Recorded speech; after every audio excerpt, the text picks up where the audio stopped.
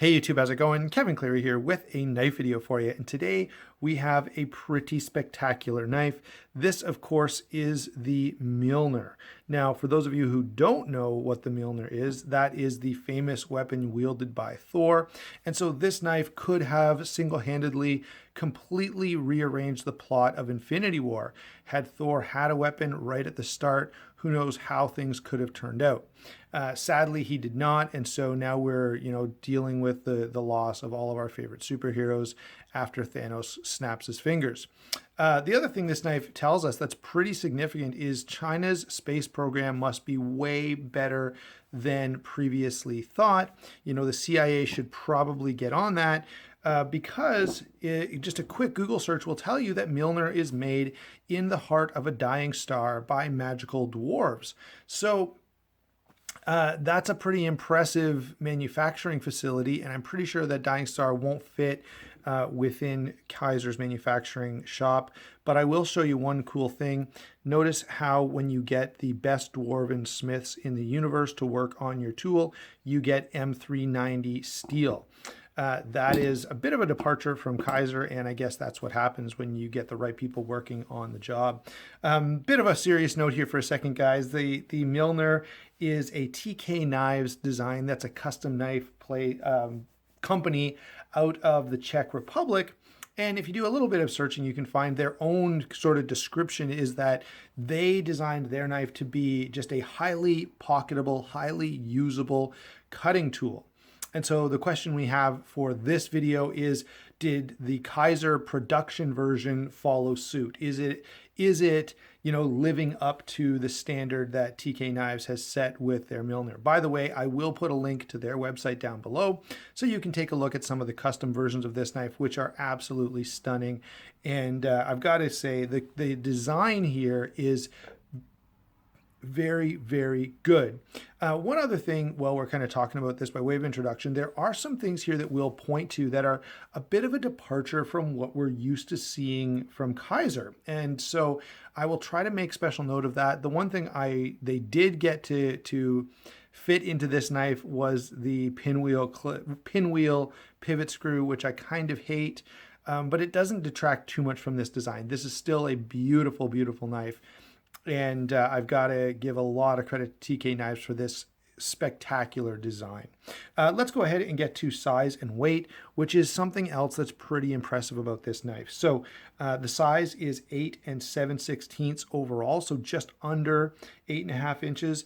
The blade length, so normally, a knife that's around that length, you're going to look at 3.5, but they've got 3 3/4 inches of blade sort of squeezed into this fairly short knife, right? Under 8.5 inches and getting a 3 3/4 inch blade is very impressive. And the handle length is 4 13/16. So a good bit under, I guess 3/16 under 5 inches, which again, normally you're not going to see 3 3/4 inches of blade on a knife that has less than a 5-inch handle.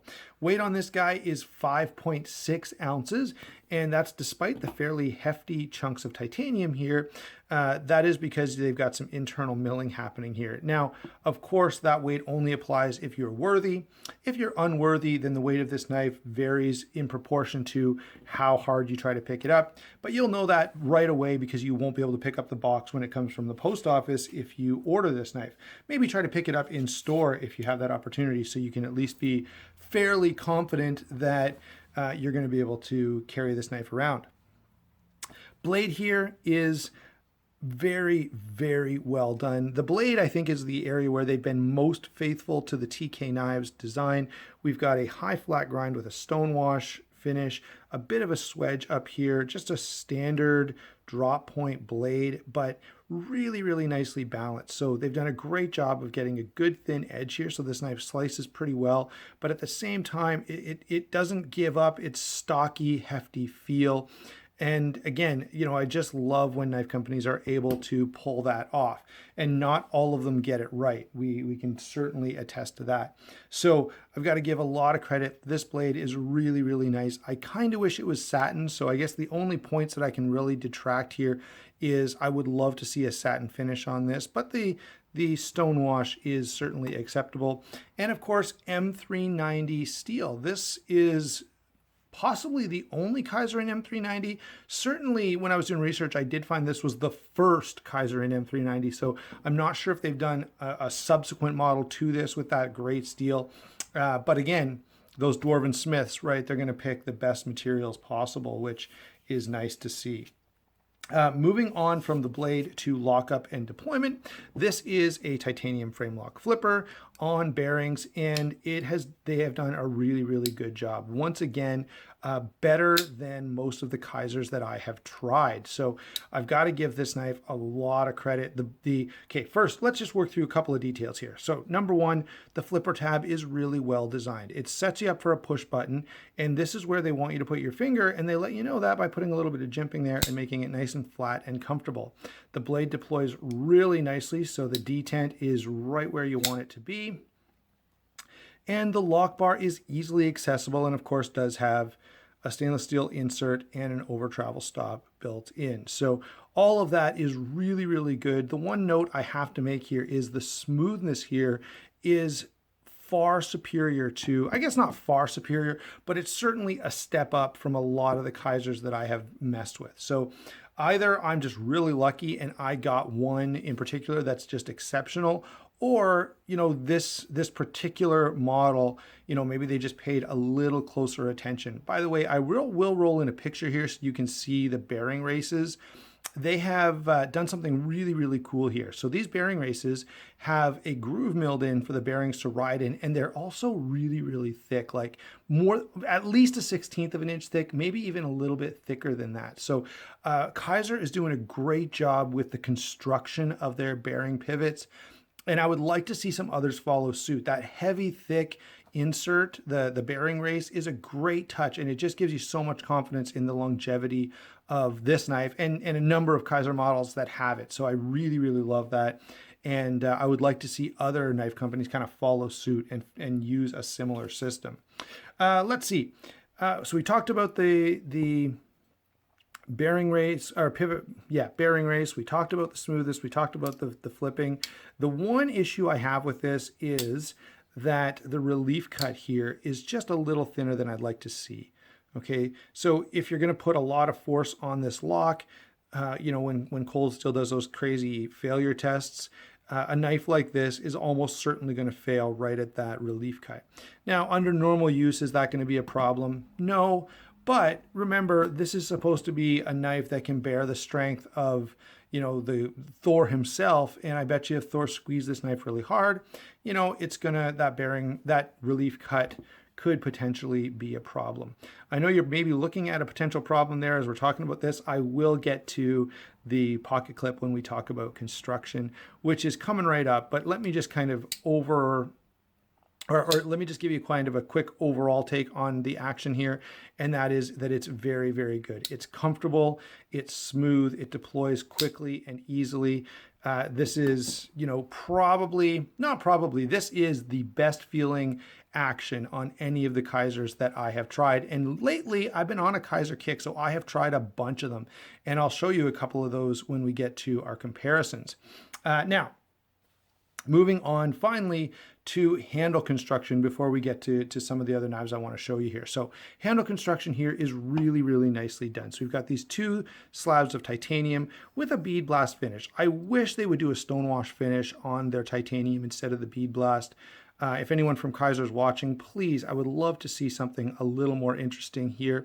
But outside of that, this is really, really well put together. First off, notice the very, very heavily milled out handle to reduce that weight. Okay, so that's a really nice touch. They've done standoff construction, leaving the knife nice and open and easy to clean. They've also done a movable pocket clip, and they've done it in an interesting way. You can see the hole here on the show side. Come on, if it focuses, you could see it. There we go. You can see the hole here, and that is to accommodate the pocket clip. And the way it works, you can kind of see right here by the tip of my finger, there's a little insert. Okay, so what you would do is if you wanted to move this clip, you take these two screws out, you would slide that insert out that fits in this hole, slide it in from the other side, and then you could screw the pocket clip down on this side. All right, so really, really cool the way that they've done that. And then when you have the pocket clip on the other side, or I guess whatever side doesn't have the pocket clip, that becomes the lanyard hole. And lanyard hole is important on this knife because everyone knows when it comes to Mjolnir, you need that ability to swing the tool around so that you can use it to fly. And without a lanyard attachment, you wouldn't really be able to do that. So that's kind of a critical point. I think that's everything about construction. Let's talk about probably one of my favorite things apart from the blade on this knife, and that is the ergonomics. I have talked before about how I really like these curved handles. Often you'll get sort of a scimitar shaped or upswept tip blade in a handle like this. This one doesn't have that, which is fine. I actually prefer this blade the way it is. But with that curve, it just drops right into the palm and feels so, so comfortable.